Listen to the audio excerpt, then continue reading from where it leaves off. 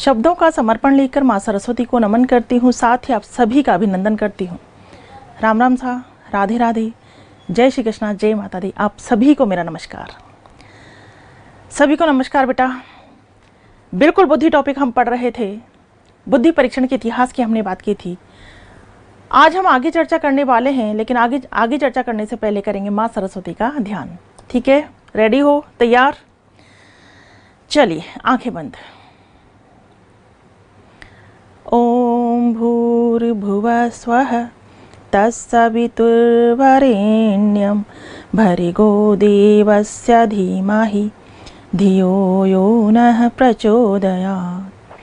या देवी सर्वभूतेषु विद्यारूपेण संस्थिता नमस्तस्यै नमस्तस्यै नमस्तस्यै नमो नमः। यस बेटा, तो अपने अपने रजिस्टर पेन निकाल लीजिए। बुद्धि परीक्षण का इतिहास हमने पढ़ा था कि सबसे पहला बुद्धि परीक्षण कब बना, 1905 में। किसने बनाया? अल्फ्रेड बिने ने। किसकी मदद से? साइमन की मदद से। परीक्षण क्या कहलाया? बिनी साइमन बुद्धि परीक्षण। प्रश्नों की संख्या कितनी थी? 30। उसमें पहला संशोधन 1908 में हुआ, फिर 1911 में हुआ, फिर 1916 में हुआ। 1916 में संशोधन कहाँ हुआ? अमेरिका के कौन से विश्वविद्यालय में? स्टैनफोर्ड विश्वविद्यालय में। किसकी अध्यक्षता में? टर्मन की अध्यक्षता में संशोधन किया गया। और संशोधित परीक्षण क्या कहलाया? स्टैनफोर्ड बिनी परीक्षण या टर्मन बुद्धि परीक्षण। प्रश्नों की संख्या कितनी थी? 90। भारत में सबसे पहला बुद्धि परीक्षण कब बना? 1922 में। किसने बनाया? C.H. राइस ने। C.H. राइस कौन थे? FG कॉलेज लाहौर के प्रिंसिपल थे। उन्होंने क्या किया? बिनी साइमन बुद्धि परीक्षण का ही भारतीय अनुकूलन कर दिया और परीक्षण का नाम रख दिया हिंदुस्तानी बिनी परफॉर्मेंस पॉइंट स्केल, जिसमें 35 कथन और 7 उपकथन थे। तो भारत में C.H. राइस के अलावा पंडित लज्जा शंकर झा, डॉक्टर सोहनलाल भाटिया, जालोटा आदि के द्वारा भी बुद्धि परीक्षणों का निर्माण किया गया। ठीक है, तो बुद्धि परीक्षण का निर्माण कैसे हुआ, ये सारी चर्चा हम कर चुके हैं। अब प्रश्न उठता है कि प्रश्न आ जाए आपके सामने कि बुद्धि परीक्षण कितने प्रकार के होते हैं या बुद्धि परीक्षण को कितने भागों में बांटा। तो बिल्कुल बेटा ध्यान रखना, बुद्धि परीक्षण को 2 भागों में बांटा है। चलिए हेडिंग डालिए, बुद्धि परीक्षण।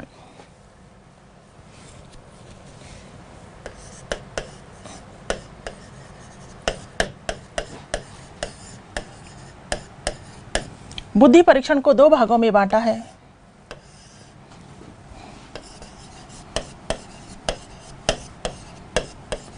व्यक्तिगत बुद्धि परीक्षण और सामूहिक बुद्धि परीक्षण। लिख लीजिए व्यक्तिगत बुद्धि परीक्षण और सामूहिक बुद्धि परीक्षण।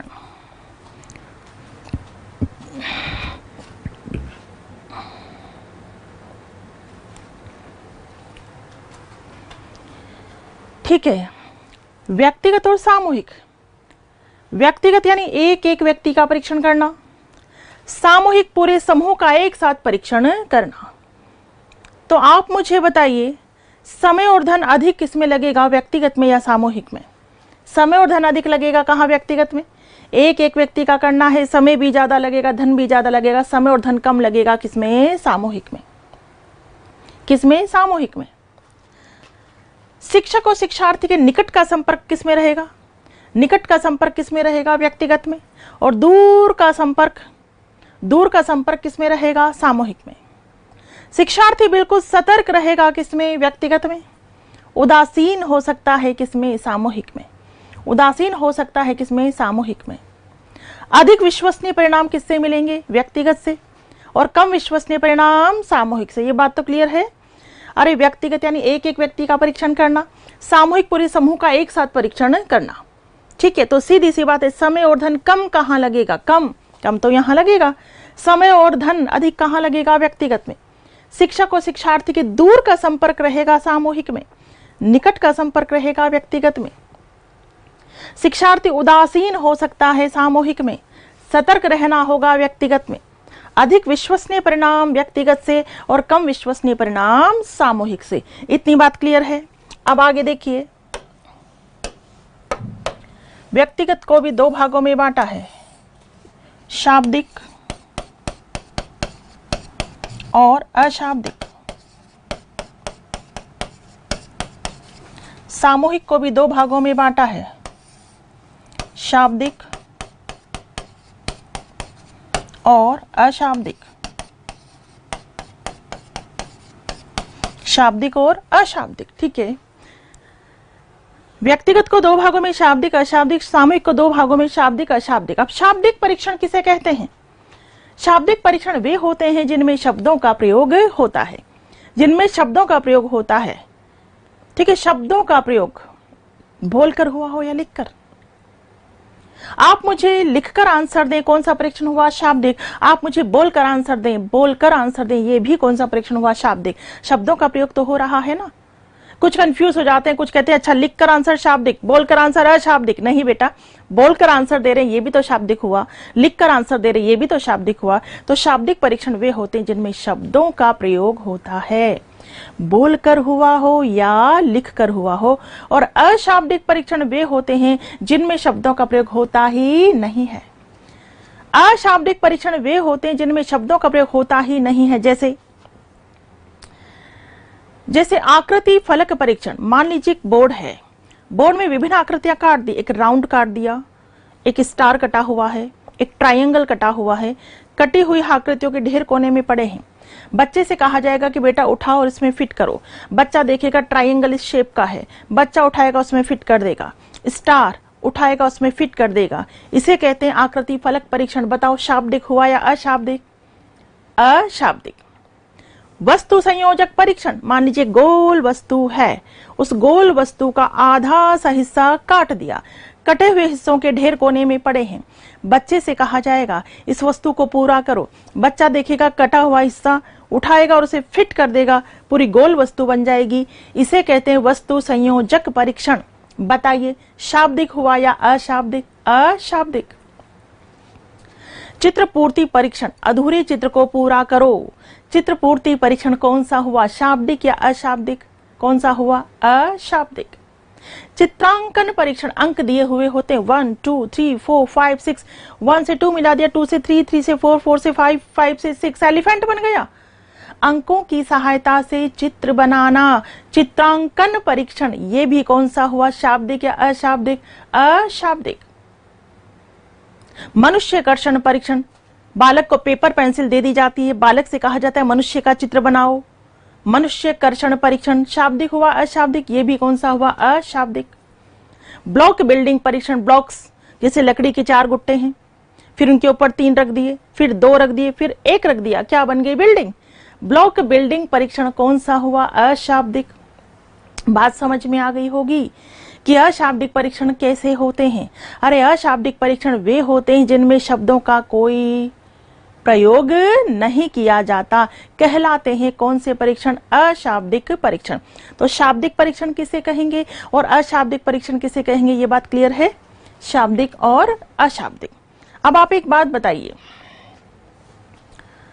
विभिन्न भाषी लोग हैं, आप अलग भाषा जानते हैं, आप अलग भाषा, आप अलग भाषा और आप अलग। विभिन्न भाषी लोगों के लिए शाब्दिक परीक्षण ज्यादा उपयोगी होंगे या अशाब्दिक परीक्षण?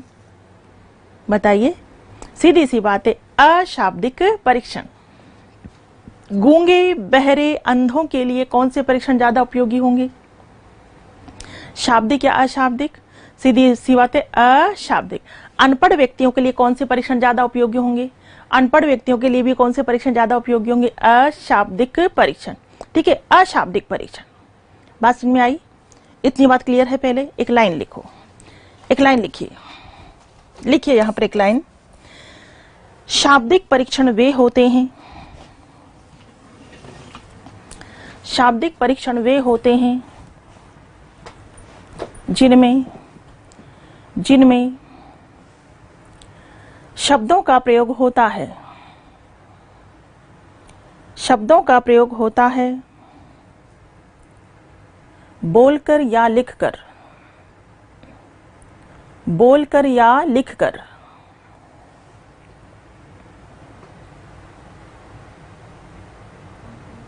ठीक है, नेक्स्ट लाइन। अशाब्दिक परीक्षण।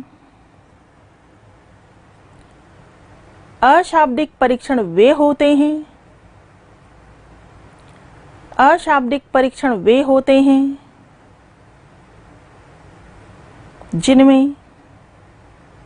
जिनमें शब्दों का प्रयोग नहीं होता, जिनमें शब्दों का प्रयोग नहीं होता, जैसे जैसे जैसे लिखो,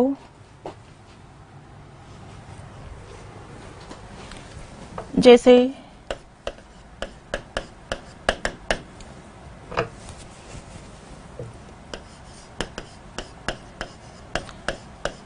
आकृति फलक परीक्षण। ठीक है, उसी के नीचे दूसरा लिखो, वस्तु संयोजक परीक्षण।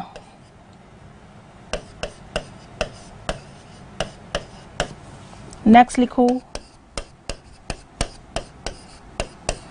चित्र पूर्ति परीक्षण। नेक्स्ट लिखिए, चित्रांकन परीक्षण।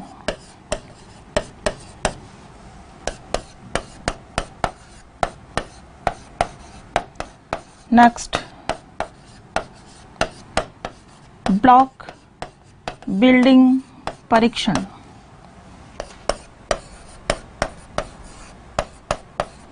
मनुष्य कर्षण परीक्षण आदि। लिख लो पहले,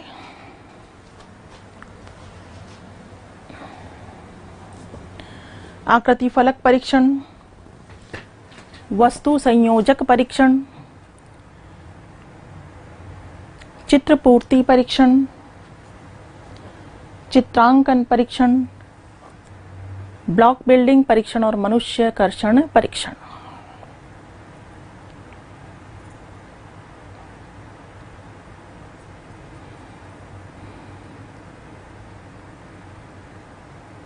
लिख लिया सभी ने? अब देखो, ये कौन से परीक्षण लिखे हैं आपने? अशाब्दिक परीक्षण।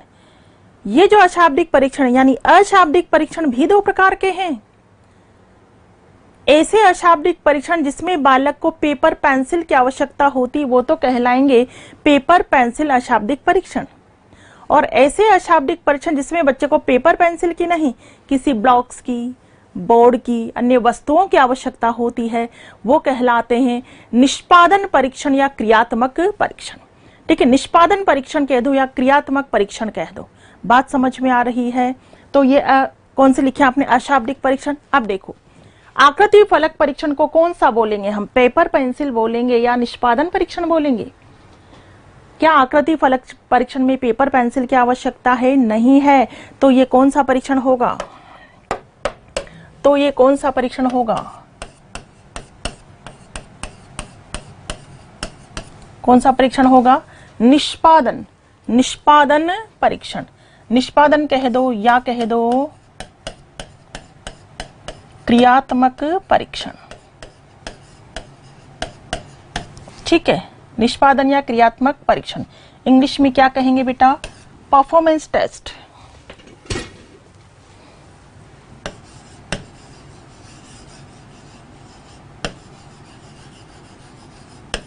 Performance test.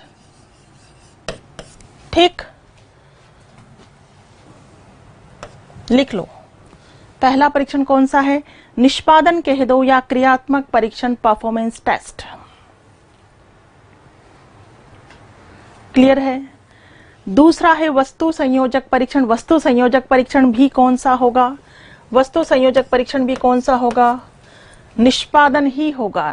ठीक है, निष्पादन कह दो या क्रियात्मक परीक्षण, ये भी परफॉर्मेंस टेस्ट है। ठीक है, क्लियर है? चित्र पूर्ति परीक्षण, अधूरे चित्र को पूरा करो। अधूरे चित्र को पूरा करो, चित्र पूर्ति परीक्षण कौन सा होगा? यस, चित्र पूर्ति परीक्षण कौन सा होगा? चित्र पूर्ति परीक्षण भी कौन सा होगा? अब यहां देखिए, अगर चित्र पूर्ति परीक्षण पेपर पर है ना, ये चीज दोनों तरीके से हो सकती है। पेपर में अधूरा चित्र दिया हुआ होता है, उसे पूरा करो। दूसरा, आपने देखा होगा बच्चों के पास टॉयज होते हैं, खिलौने होते हैं, उसमें अधूरा चित्र बना हुआ होता है, बच्चा जोड़ जोड़ कर उसे पूरा चित्र बनाता है है ना। बच्चा कुछ स्टिकर्स होते हैं, उन्हें जोड़ जोड़ के पूरा चित्र बनाता है, तो ये दोनों प्रकार का हो सकता है। चित्र पूर्ति परीक्षण दोनों प्रकार का हो सकता है, लिख लो, पेपर पेंसिल भी और निष्पादन भी। क्लियर। चित्रांकन परीक्षण तो पेपर पेंसिल ही होगा, ये लिख लो आप, दोनों प्रकार का हो सकता है।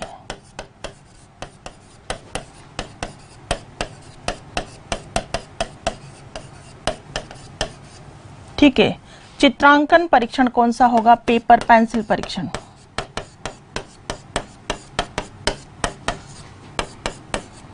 चित्रांकन कौन सा होगा? Paper pencil. ब्लॉक बिल्डिंग कौन सा होगा बेटा? सीधी सी बात है, निष्पादन होगा ब्लॉक बिल्डिंग। निष्पादन परीक्षण होगा ब्लॉक बिल्डिंग।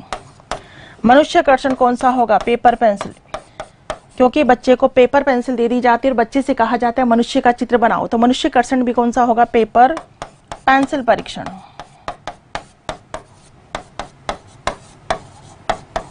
पेपर पेंसिल परीक्षण।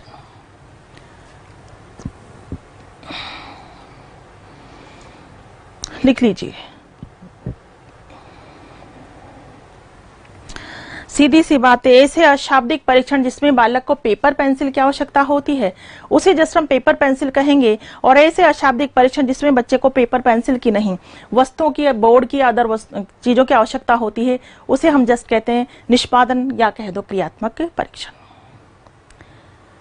यहां तक की बात क्लियर? लिख लिया सभी ने?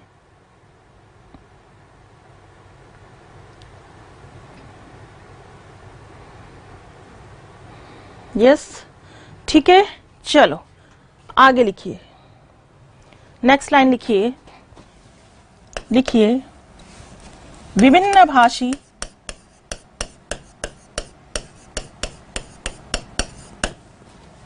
अनपढ़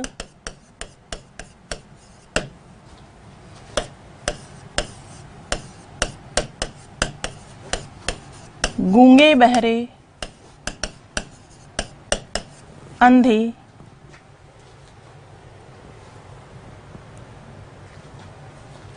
ठीक है, लिख लीजिए।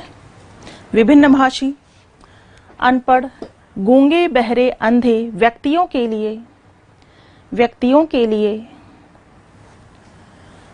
के लिए अशाब्दिक परीक्षण विशेष उपयोगी होते हैं।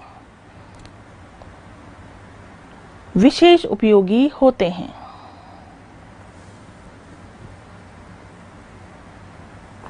विशेष उपयोगी होते हैं। ठीक है, नेक्स्ट लाइन लिखो। नेक्स्ट लाइन, अशाब्दिक परीक्षणों को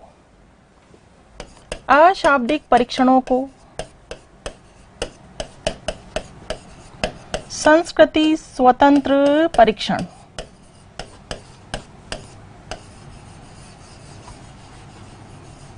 कल्चर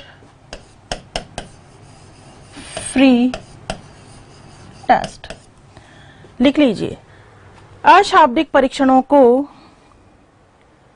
संस्कृति स्वतंत्र परीक्षण कल्चर फ्री टेस्ट, संस्कृति स्वतंत्र परीक्षण कल्चर फ्री टेस्ट के नाम से भी जाना जाता है। के नाम से भी जाना जाता है। के नाम से भी जाना जाता है। ठीक है, किसको? अशाब्दिक परीक्षणों को। ये लिखा है आपने, अशाब्दिक परीक्षणों को संस्कृति स्वतंत्र परीक्षण कल्चर फ्री टेस्ट के नाम से भी जाना जाता है। संस्कृति स्वतंत्र यानी भाषा किसको प्रदर्शित करती है? संस्कृति को। तो ये संस्कृति से स्वतंत्र है यानी भाषा से स्वतंत्र है। अशाब्दिक है, इससे भाषा का प्रयोग नहीं होता, शब्दों का प्रयोग नहीं होता है। तो अशाब्दिक परीक्षणों को संस्कृति स्वतंत्र परीक्षण के नाम से भी जाना जाता है। यहां तक ये बात समझ में आ गई? पहले अगर यहां तक ये बात समझ में आ गई है तो हम चलेंगे पहले पेज पर। देखो, बुद्धि परीक्षणों को कितने भागों में बांटा? 2, व्यक्तिगत और सामूहिक। व्यक्तिगत को कितने? 2, शाब्दिक अशाब्दिक। सामूहिक को भी शाब्दिक अशाब्दिक। शाब्दिक परीक्षण वे होते हैं जिनमें शब्दों का प्रयोग होता है बोलकर या लिखकर। अशाब्दिक परीक्षण जिनमें शब्दों का प्रयोग नहीं होता। ठीक है, अशाब्दिक परीक्षण जिनमें शब्दों का प्रयोग नहीं होता, जैसे आकृति फलक परीक्षण, वस्तु संयोजक परीक्षण, चित्रपूर्ति परीक्षण, चित्रांकन परीक्षण, ब्लॉक बिल्डिंग परीक्षण, मनुष्य कर्षण परीक्षण। तो जो विभिन्न भाषी लोग होते हैं, अनपढ़ होते हैं, गूंगे बहरे होते हैं, विकलांग की श्रेणी में आते हैं गूंगे बहरे अंधे, ऐसे व्यक्तियों के लिए भी अशाब्दिक परीक्षण विशेष उपयोगी होते हैं और अशाब्दिक परीक्षणों को संस्कृति स्वतंत्र परीक्षण के नाम से भी जाना जाता है। यहां तक की बात क्लियर। अब आप मुझे बताइए, अगर पूछ लिया जाए कि सबसे पहला, ठीक है, सबसे पहला व्यक्तिगत शाब्दिक बुद्धि परीक्षण कौन सा है, सबसे पहला व्यक्तिगत शाब्दिक बुद्धि परीक्षण कौन सा है, या पूछ लिया जाए पहले व्यक्तिगत परीक्षण बने या सामूहिक, पहले व्यक्तिगत परीक्षण बने या सामूहिक, या पूछ लिया जाए शुरुआत किसकी हुई पहले, व्यक्तिगत परीक्षणों की या सामूहिक परीक्षणों की, तो ध्यान देंगे सबसे पहले व्यक्तिगत परीक्षणों की शुरुआत हुई, क्योंकि मैं आपको बता चुकी हूं सबसे पहला परीक्षण 1905 में बना था। 1905 में बना था, किसने बनाया था, अल्फ्रेड बिने ने, साइमन की मदद से। वो सबसे पहला परीक्षण था और कौन सा था, वो व्यक्तिगत ही था, व्यक्तिगत शाब्दिक परीक्षण था वो। तो पूछ लिया जाए सबसे पहला व्यक्तिगत शाब्दिक बुद्धि परीक्षण कौन सा है, वही है बिने साइमन। पूछ लिया जाए पहले व्यक्तिगत परीक्षण बने या सामूहिक, तो ध्यान देना पहले व्यक्तिगत परीक्षण बने हैं। अरे सामूहिक बुद्धि परीक्षण तो प्रथम विश्व युद्ध के समय बने थे। प्रथम विश्व युद्ध के समय अमेरिका में सैनिकों की छटनी की आवश्यकता महसूस हुई, तो सैनिकों की छटनी करने के लिए, सैनिकों की छटनी करने के लिए अमेरिका में, आप बता सकते हैं कि प्रथम विश्व युद्ध कब हुआ था, यस 1914 में। लेकिन परीक्षण कब बना, 1917 में। परीक्षण कब बना, 1917 में। तो सैनिकों की छटनी करने के लिए, प्रथम विश्व युद्ध के समय सैनिकों की छटनी करने के लिए 1917 में दो प्रकार के सामूहिक परीक्षणों का निर्माण किया गया था। दो प्रकार के सामूहिक परीक्षणों का निर्माण किया गया था, आर्मी अल्फा परीक्षण और आर्मी बीटा परीक्षण। ठीक है, आर्मी अल्फा परीक्षण और आर्मी बीटा परीक्षण। आर्मी अल्फा तो सामूहिक शाब्दिक था और आर्मी बीटा सामूहिक अशाब्दिक था। बात समझ में, लिख लो, एक लाइन लिखो, आगे लिखो एक लाइन। सबसे पहला व्यक्तिगत शाब्दिक, सबसे पहला व्यक्तिगत शाब्दिक बुद्धि परीक्षण, सबसे पहला व्यक्तिगत शाब्दिक बुद्धि परीक्षण फ्रांस में, फ्रांस में 1905 में, फ्रांस में 1905 में बनाया गया, फ्रांस में 1905 में बनाया गया, जिसका नाम था बिने साइमन बुद्धि परीक्षण। बिने साइमन बुद्धि परीक्षण, बिने साइमन बुद्धि परीक्षण। ठीक है, नेक्स्ट लाइन लिखो, नेक्स्ट लाइन, नेक्स्ट लाइन में लिखिए,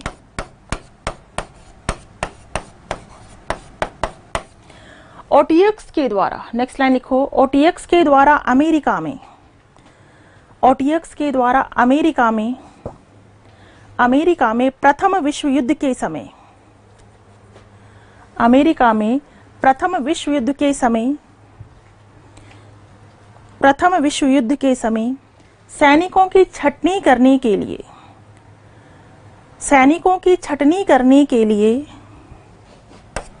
1917 में, 1917 में दो प्रकार के सामूहिक परीक्षणों का, दो प्रकार के सामूहिक परीक्षणों का निर्माण किया गया, सामूहिक परीक्षणों का निर्माण किया गया। नंबर 1 लिखो, आर्मी अल्फा परीक्षण, और नंबर 2 लिखो, आर्मी बीटा परीक्षण। आर्मी अल्फा परीक्षण और आर्मी बीटा परीक्षण। आर्मी अल्फा परीक्षण तो कौन सा था, सामूहिक शाब्दिक, और आर्मी बीटा सामूहिक अशाब्दिक, सामूहिक अशाब्दिक। ठीक है, सिंपली ध्यान रखेंगे, पहले व्यक्तिगत परीक्षण बने या सामूहिक, तो बेटा ध्यान रखना पहले व्यक्तिगत परीक्षण बने। सबसे पहला व्यक्तिगत परीक्षण कब बना? 1905 में, फ्रांस में। नाम क्या था? बिनी साइमन। सामूहिक परीक्षण कब बने? 1917 में, अमेरिका में सैनिकों की छटनी करने के लिए 2 प्रकार के परीक्षण बने थे सामूहिक, आर्मी अल्फा परीक्षण, आर्मी बीटा परीक्षण। आर्मी अल्फा सामूहिक शाब्दिक था और आर्मी बीटा सामूहिक अशाब्दिक था। ठीक है, इतनी बात क्लियर। अब एक बात बताइए, यहां तक की बात क्लियर है? लिख ली सबने?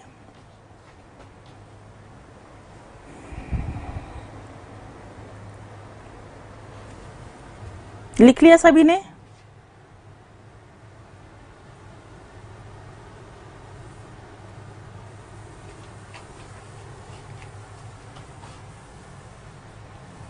अब एक बात बताइए, जो शाब्दिक परीक्षण होते हैं वो अधिकांशतः व्यक्तिगत होंगे या सामूहिक होंगे? शाब्दिक परीक्षण। एक बात बताइए, आपके जो एग्जाम्स होते हैं वो व्यक्तिगत, वो शाब्दिक होते हैं या अशाब्दिक? शाब्दिक होते हैं या अशाब्दिक? शाब्दिक होते हैं। व्यक्तिगत होते हैं, सामूहिक होते हैं? सामूहिक होते हैं। तो शाब्दिक परीक्षण अधिकांशतः सामूहिक होते हैं व कुछ व्यक्तिगत, जबकि अशाब्दिक परीक्षण अधिकांशतः कैसे होंगे?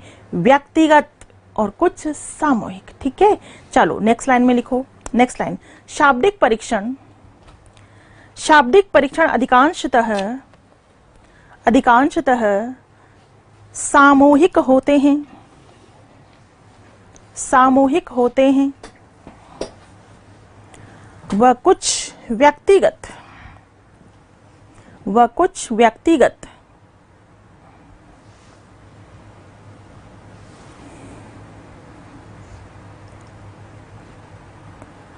ठीक है, नेक्स्ट लाइन लिखिए। नेक्स्ट लाइन, अशाब्दिक परीक्षण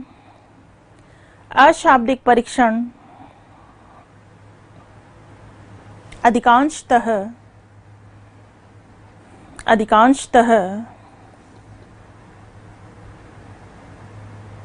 व्यक्तिगत होते हैं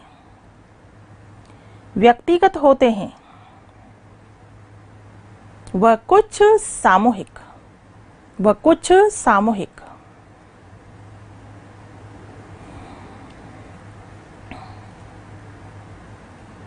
ठीक है, नेक्स्ट लाइन लिखो।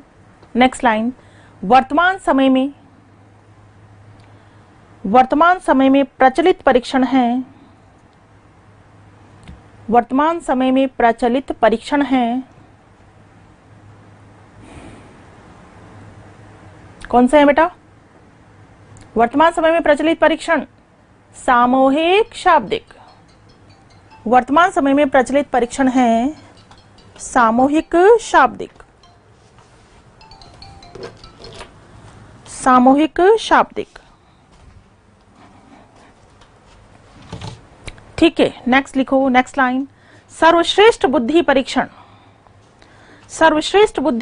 होते हैं, सर्वश्रेष्ठ बुद्धि परीक्षण होते हैं व्यक्तिगत शाब्दिक।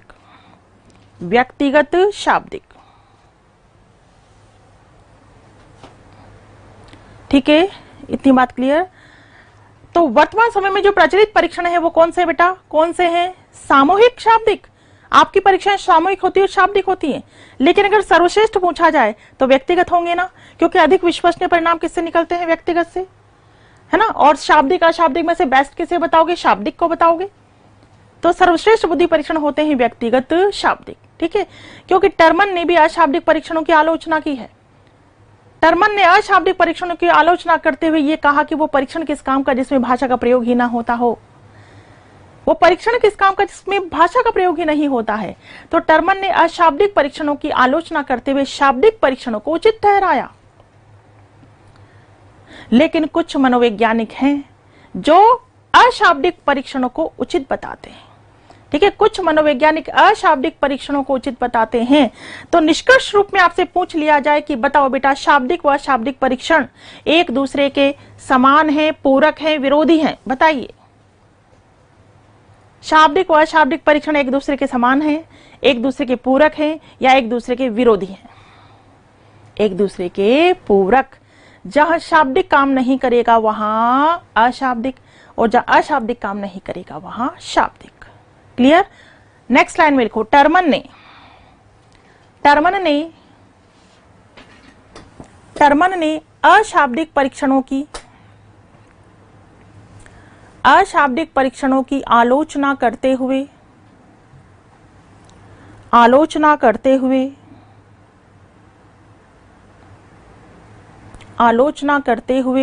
शाब्दिक परीक्षणों को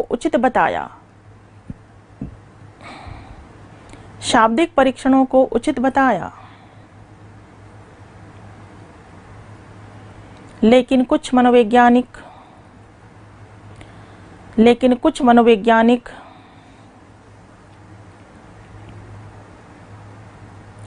अशाब्दिक परीक्षणों को उचित बताते हैं।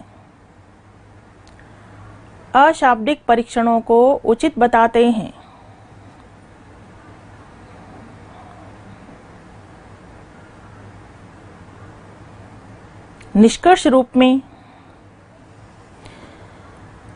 रूप में शाब्दिक व अशाब्दिक परीक्षणों को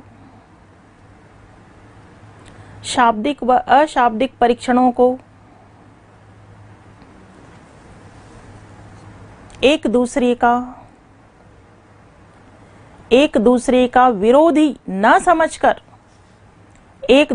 का विरोधी न समझकर पूरक समझना चाहिए।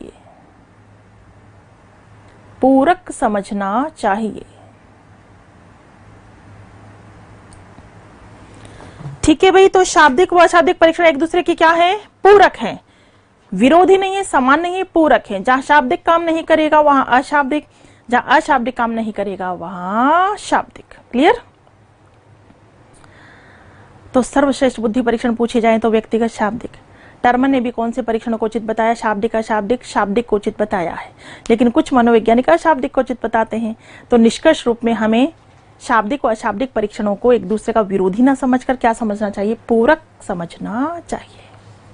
ठीक है, तो ये बुद्धि परीक्षण की चर्चा हुई। तो बेटा बुद्धि परीक्षण से कौन सी आयु निकलती है? मानसिक आयु। बुद्धि परीक्षण से कौन सी आयु निकलती? मानसिक आयु। मानसिक आयु कैसे निकलेगी? अब देखो, सुनिए, जो भी बुद्धि परीक्षण बनाए गए वो स्तर के अनुरूप थे। ये 3 के लिए, 4 के लिए, 5 के लिए, 6 के लिए, 7 के लिए, 8 के लिए, ऐसे थे। मान लीजिए एक 10 वर्ष का बालक है। उस 10 वर्ष के बालक पर पहले 9 वर्ष के लिए निर्धारित बुद्धि परीक्षण को अप्लाई किया गया।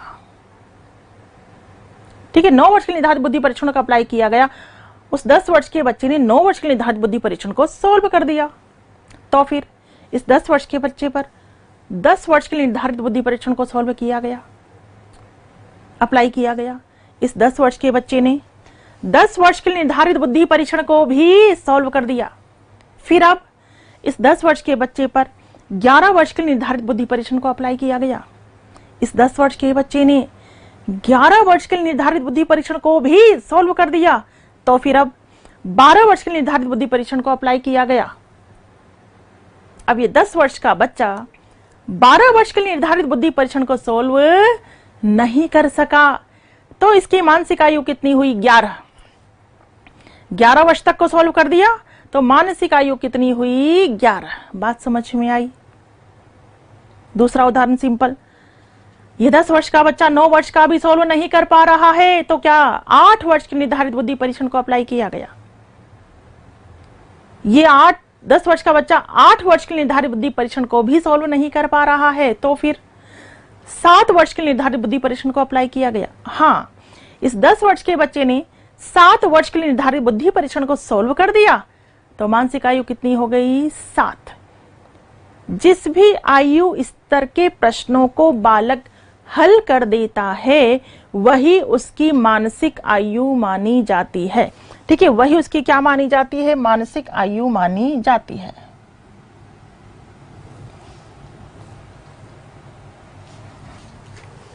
देखो इधर आपने 2 शब्द सुने हैं। एक शब्द होता है बैसल वर्ष, एक होता है टर्मिनल वर्ष। टर्मिनल वर्ष किसे हम बेसल वर्ष कहेंगे, किसे टर्मिनल वर्ष कहेंगे? किसे कहते हैं बेसल वर्ष और किसे कहते हैं टर्मिनल वर्ष? सुनिए, बेसल वर्ष किसे कहते हैं? जिस अधिकतम आयु स्तर के प्रश्नों को बालक हल कर देता है, जिस अधिकतम आयु स्तर के प्रश्नों को बालक, जैसे मैंने पहला उदाहरण दिया था उसमें 11 वर्ष तक का उसने हल कर दिया था, तो बेसल वर्ष क्या हो गया? 11, और यही उसकी मानसिक आयु मानी जाती है। और जिस आयु स्तर के प्रश्नों को बालक हल नहीं कर पाता है उसे टर्मिनल वर्ष कहते हैं। जैसे 11 तक का उसने हल कर दिया था, 12 का वो सोल्व नहीं कर पाया, तो टर्मिनल वर्ष क्या हुआ? 12 हुआ। दूसरे उदाहरण में 7 वर्ष के निर्धारित परीक्षण को उसने सॉल्व कर दिया था, तो 7 तो क्या है? बेसल वर्ष। 8 का सॉल्व नहीं कर पाया, तो टर्मिनल वर्ष क्या हुआ? 8। ठीक, बेसल वर्ष में लिखिए, आप लिखिए बेसल वर्ष, बेसल वर्ष लिखिए। जिस अधिकतम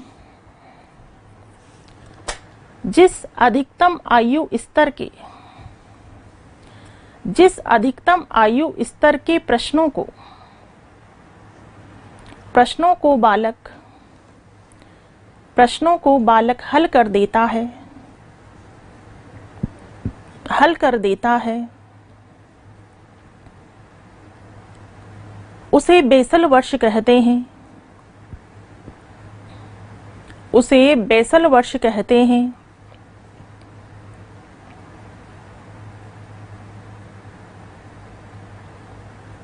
और यही उसकी मानसिक आयु मानी जाती है, और यही उसकी मानसिक आयु मानी जाती है।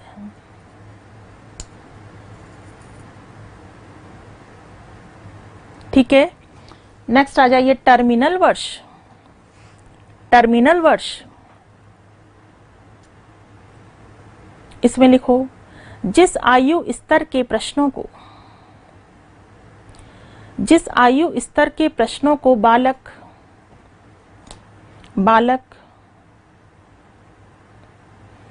हल नहीं कर पाता है उसे टर्मिनल वर्ष कहते हैं, उसे टर्मिनल वर्ष कहते हैं। ठीक है, ये दोनों शब्द क्लियर हैं? ठीक, जिस आयु स्तर के प्रश्नों को बालक हल कर देता है बेसल वर्ष, जिसको हल नहीं कर पाता है टर्मिनल वर्ष। बेसल वर्ष 7 है तो टर्मिनल वर्ष 8 है। बेसल वर्ष 11 है तो टर्मिनल वर्ष 12 है। बेसल वर्ष 13 है तो टर्मिनल वर्ष 14 है। ठीक है, क्लियर? तो अब देखिए, पहले उदाहरण में मानसिक आयु या बेसल वर्ष कितना था? 11। वास्तविक आयु मैंने बालक की क्या बताई थी? 10 इंटू क्या कर देंगे? 100। ठीक है, आईक्यू निकालने के लिए ऐसा ही करेंगे। परीक्षण के द्वारा बेसल वर्ष या मानसिक आयु निकल गई, मानसिक आयु को ऊपर रखेंगे, वास्तविक आयु को नीचे, इंटू 100। ठीक है, इंटू 100। आईक्यू कितनी निकल गई? 110। अब किसी की आईक्यू 110 निकलेगी, किसी की 120 निकलेगी, किसी की 90 निकलेगी, किसी की 140 निकलेगी। इनको हम किस कैटेगरी में रखेंगे? इसके लिए अब हम देखेंगे एक सारणी। और सबसे ज्यादा फेमस सारणी है किसकी? टर्मन की। सारणी कईयों ने बताइए, आपको एक की भी सारणी नहीं देखनी है, केवल और केवल किसकी सारणी देखनी है? टर्मन की सारणी। और क्या आप बता सकते हैं कि टर्मन ने बुद्धि लब्धि के वर्गीकरण की सारणी कब प्रस्तुत की? यस, 1916 में प्रस्तुत की। 1916 में जब टर्मन स्टैनफोर्ड विश्वविद्यालय के अध्यक्ष थे। ठीक है, याद आया? स्टैनफोर्ड विश्वविद्यालय 1916 में बिने साइमन बुद्धि परीक्षण में संशोधन हुआ था स्टैनफोर्ड विश्वविद्यालय में टर्मन की अध्यक्षता में। उसी समय टर्मन ने बुद्धि लब्धि के वर्गीकरण की सारणी प्रस्तुत की। लिखिए एक लाइन में, पहले एक लाइन में लिखो, टर्मन ने 1916 में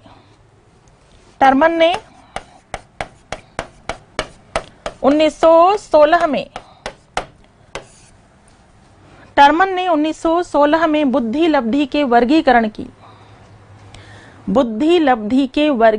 की सारणी तैयार की।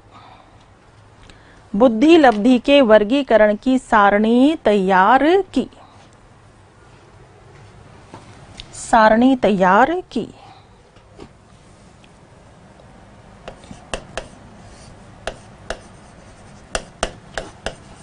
हेडिंग डालिए,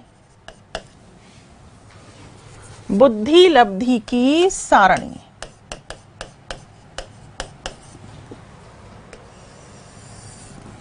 ठीक है, बुद्धि लब्धि की सारणी।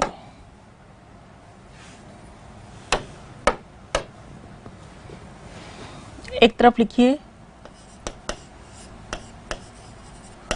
बुद्धि लब्धि, बुद्धि लब्धि, और एक तरफ लिखिए बुद्धि वर्ग।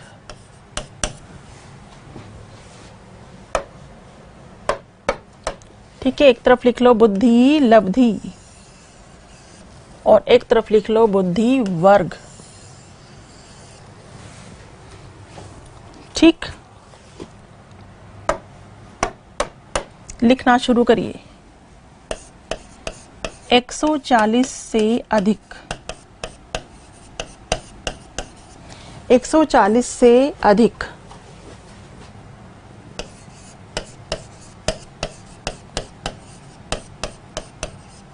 प्रतिभाशाली,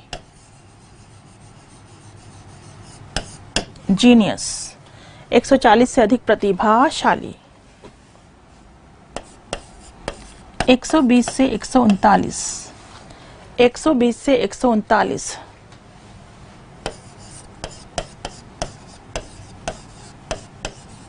प्रखर बुद्धि,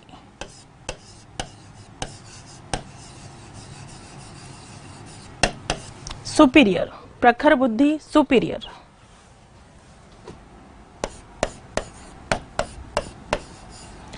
110 से 119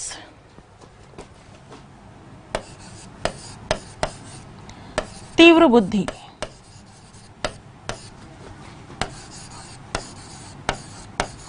अबाउ एवरेज, अबाउ एवरेज। 90 से 109 सामान्य, एवरेज। लिखते चले जाओ बेटा। 80 से 89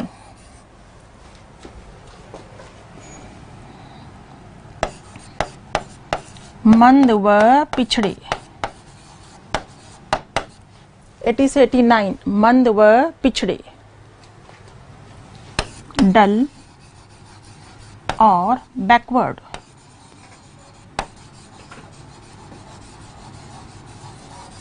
डल और बैकवर्ड।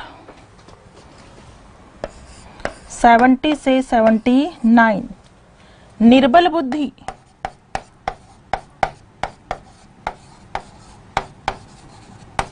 निर्बल बुद्धि फीबल माइंडेड।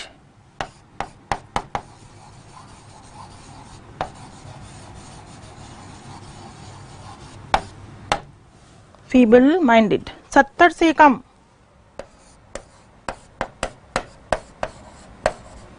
70 से कम लिख लो मूर्ख,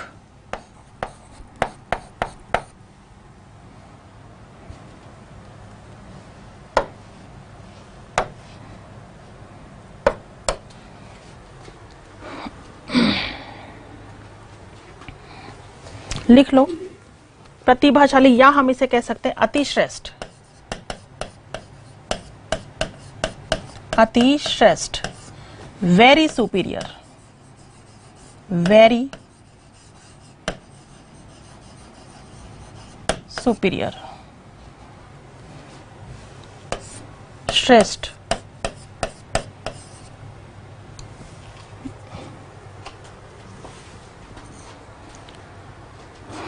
ठीक है, तीव्र बुद्धि उच्च औसत, उच्च औसत।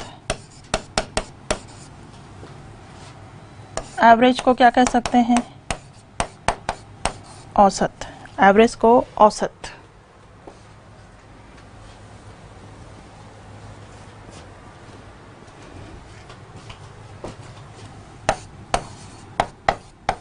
क्षीण बुद्धि, निर्बल बुद्धि, क्षीण बुद्धि। ठीक है, निर्बल क्षीण बुद्धि। मूर्ख, बौद्धिक रूप से अशक्त,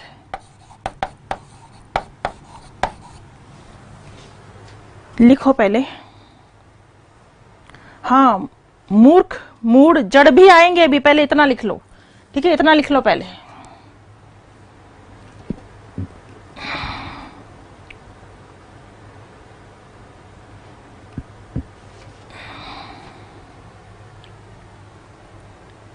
इतना लिख लीजिए।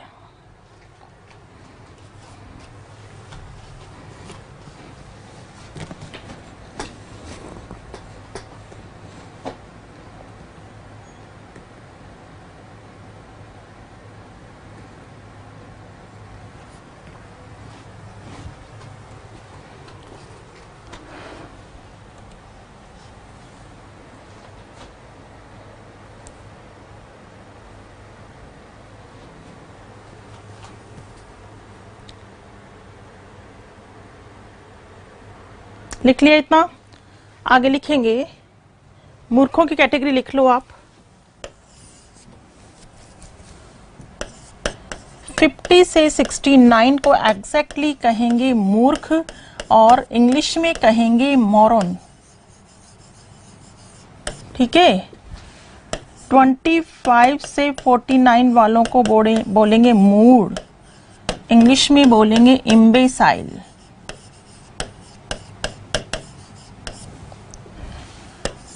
25 से कम या 0 से 25, ठीक है, इन्हें बोलेंगे जड़, इडियट। लिख लो।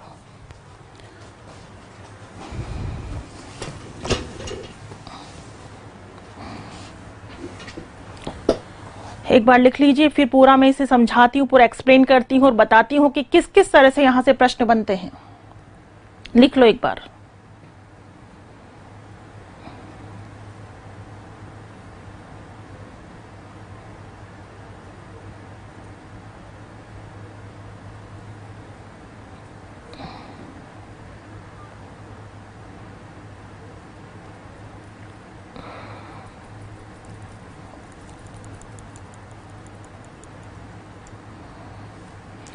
ठीक है, चलो अब समझ लो एक बार।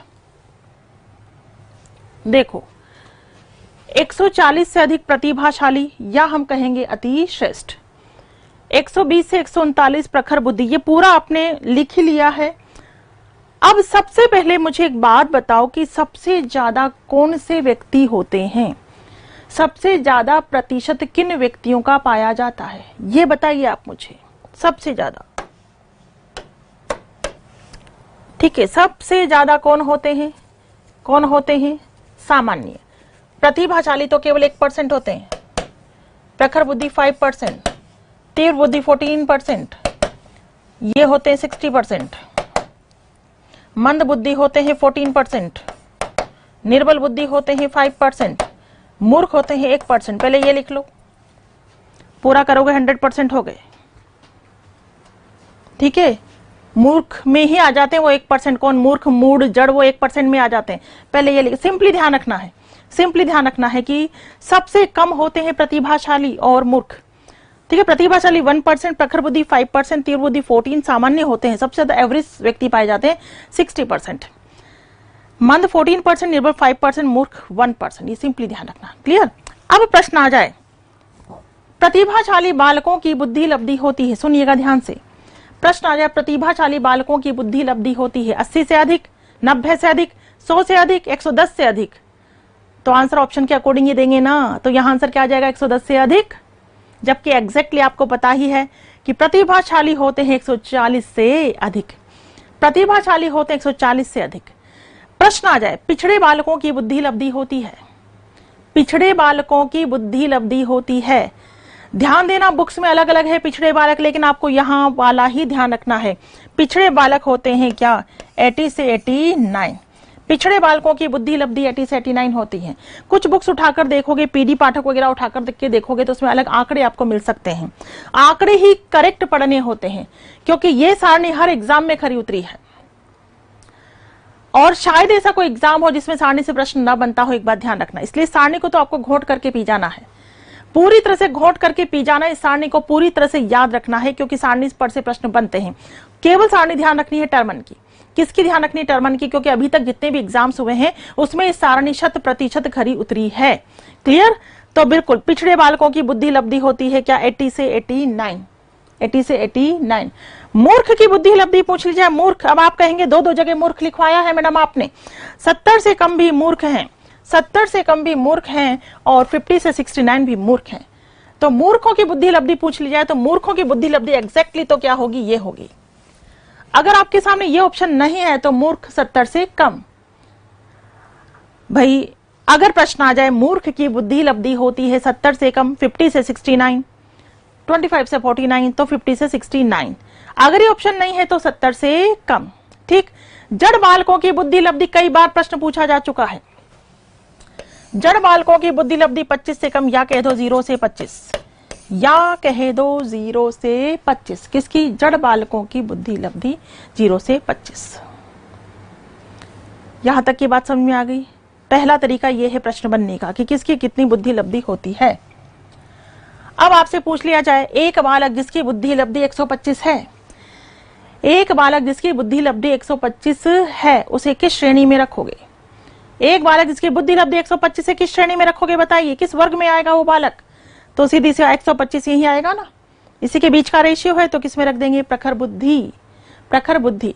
प्रश्न आ जाए एक बालक जिसकी बुद्धि लब्धि 115 से 120 है, एक बालक जिसकी बुद्धि लब्धि 115 से 120 है, किस में रखोगे? किस वर्ग में रखोगे? 115 से 120 किस वर्ग में रखोगे? तो बेटा 115 से 120 वाला रेशियो यही है, यही है ना 115 से 120 वाला रेशियो। तो किस में रखोगे? तीव्र बुद्धि में। अब केवल आप एक वर्ड 120 पे मत चले जाना, इतना वो मत करना। ठीक है, 115 से 120 पूछा है तो कौन से रेशियो को कवर कर रहा है? इसी को कवर कर रहा है ना, तीव्र बुद्धि। इसी तरह पूछ लिया जाए एक बालक जिसकी बुद्धि लब्धि, एक बालक जिसकी बुद्धि लब्धि 100 से 110 है, 100 से 110 को किस में रखोगे? 100 से 110 इसी में आएगा ना, 100 से 110 इसी में आएगा तो वो किस में आ जाएगा? सामान्य में। कुल मिलाकर एक दो शब्द इधर हो जाए तो आपको कंफ्यूज होने की आवश्यकता नहीं है। रेशियो देखना कि किसको कवर किया जा रहा है। क्लियर है इतनी बात? ठीक है। नेक्स्ट तरीका क्या है प्रश्न बनने का? नेक्स्ट तरीका यही है प्रश्न बनने का। पूछ लिया जाए कि एक बालक जिसकी वास्तविक आयु 10 है, मानसिक आयु 12 है, बुद्धि लब्धि कितनी होगी? बुद्धि लब्धि कितनी होगी? तो बुद्धि लब्धि निकाल ही लोगे ना। जब दो आयु दे रखी है आपको, वास्तविक आयु भी दे रखी है, मानसिक आयु भी दे रखी है, तो क्या निकाल लोगे? बुद्धि लब्धि निकाल ही लोगे। वास्तविक आयु 10 है, मानसिक आयु 12 है, 12 को ऊपर रखना और वास्तविक आयु को नीचे रखना, इंटू 100 कर देना। क्या निकल जाएगी? 120। क्या निकल जाएगी? बुद्धि लब्धि 120। क्लियर है यहां तक की बात? ठीक। तो इसी तरह से प्रश्न बनते हैं। सारणी को आपको पूरी तरह से घोट करके पी जाना है। 70 से कम मूर्ख होते हैं, इन्हीं मूर्खों में तीनों कैटेगरी आ गई। 50 से 69 वाले, 25 से 49 मूढ़ होते हैं, 25 से कम कौन होते हैं? जड़ होते हैं। 25 से कम जड़ होते हैं। इस सारणी को बहुत अच्छे से घोट कर पीना है क्योंकि इसी सारणी के साथ हमारा बुद्धि टॉपिक कंप्लीट हो जाता है। इसी सारणी के साथ हमारा बुद्धि टॉपिक कंप्लीट हो जाता है। बुद्धि टॉपिक के अलग से लेकर के आऊंगी क्वेश्चंस। टॉपिक पढ़ते जाओ, क्वेश्चंस हल करते जाओ, टॉपिक पढ़ते जाओ, क्वेश्चंस हल करते जाओ, ताकि सारे डाउट्स क्लियर होते चले जाएं। क्लियर है? तो बुद्धि टॉपिक बेटा हमारा कंप्लीट हो चुका है। बुद्धि टॉपिक में आप सब कुछ पढ़ चुके हो। बुद्धि क्या होती है, बुद्धि किसे कहते हैं, परिभाषाएं क्या है, बुद्धि की विशेषताएं क्या है, बुद्धि के प्रकार क्या है, बुद्धि के सिद्धांत। सिद्धांतों में कार के सिद्धांत, 1 दर्जन सिद्धांत पढ़े आपने कार के सिद्धांत। कार के सिद्धांतों के बाद हमने चर्चा की है प्रक्रिया प्रधान सिद्धांत की। उसके बाद बुद्धिमापन के सोपान पढ़े हैं, फिर बुद्धि परीक्षण का इतिहास पढ़ा है, फिर पूरा बुद्धि परीक्षण पढ़ा है और उसके बाद पढ़ी है क्या? सारणी। यहीं से प्रश्न बनते हैं। ये पूरा टॉपिक कंप्लीट हुआ हमारा। कौन सा? बुद्धि। नेक्स्ट क्लास में लेकर के आ रही हूं बुद्धि से संबंधित क्वेश्चंस। आप क्वेश्चंस को बेहतरीन तरीके से हल कर सकें, इसके लिए इस टॉपिक को बहुत अच्छे से क्या कर लेना बेटा? रिवाइज कर लेना। ठीक है, तो आज की चर्चा को मैं यहीं पर कंप्लीट करती हूं। थैंक यू सो मच बेटा, थैंक यू सो मच।